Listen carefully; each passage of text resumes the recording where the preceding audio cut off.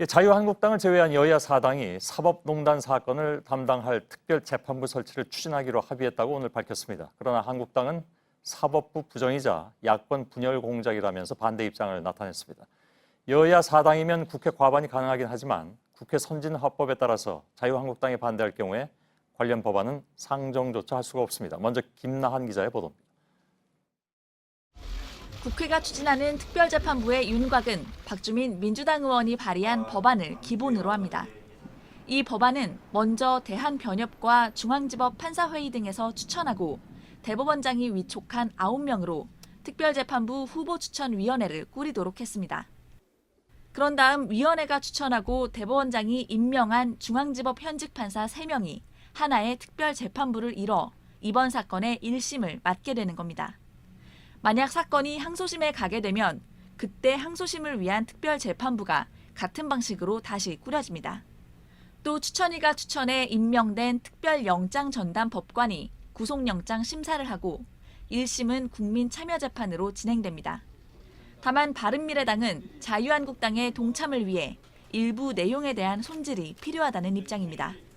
국민참여재판을 의무화한다던가 아니면은 특별재판부 구성에 관한 추천위원회 구성에 관한 문제 등 이런 점들에 대해서 좀 더 열린 자세를 가지고.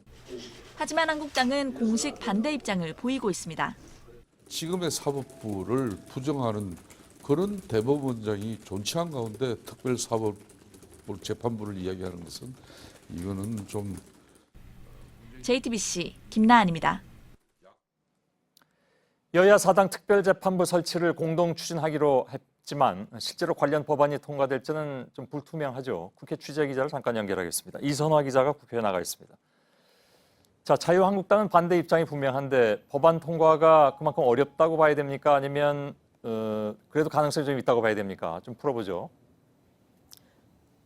네, 현재로서는 사실상 처리가 어려운 것으로 보입니다. 현재 특별재판부 구성에 합의한 여야 4당의 총 의석수는 178석입니다.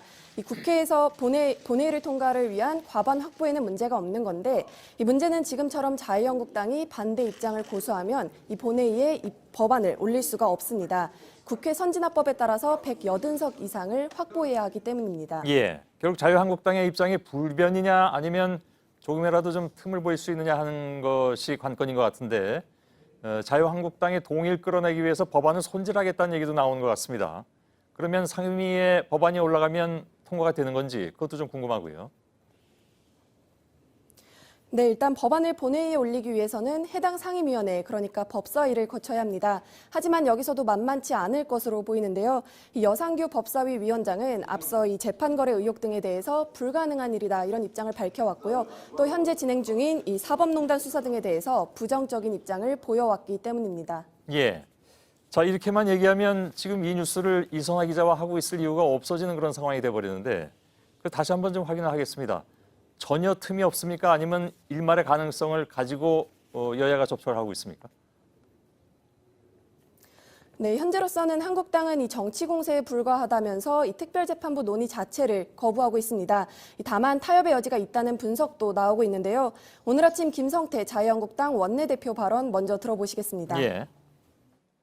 특별재판부를 들고 나온 부분에 대해서는 자유한국당은 좀 더 심사숙고하겠다는 말씀드립니다. 네, 이 때문에 일각에서는 이 자유한국당이 바른미래당과 민주평화당과 함께 이 채용비리 국정조사를 요구하고 있는 만큼 이를 연결고리로 이 특별재판부 도입을 논의하는 테이블에 나올 수도 있다는 가능성을 제기하고 있습니다. 예. 이 특별재판부 도입과 채용비리 국정조사를 맞바꾸는 이른바 빅딜 전략인 겁니다. 물론 현재로서는 민주당과 한국당 지도부 모두 이 빅딜 전략에 부정적인 편입니다. 하지만 양당 내부적으로는 이 두 가지를 모두 함께 테이블에 올릴 경우 이 협상을 적어도 개시할 수 있는 동력이 나올 수도 있다는 점에서 이 대응 전략을 검토하고 있습니다. 예, 알겠습니다. 거기까지만 듣겠습니다. 국회 이선화 기자였습니다.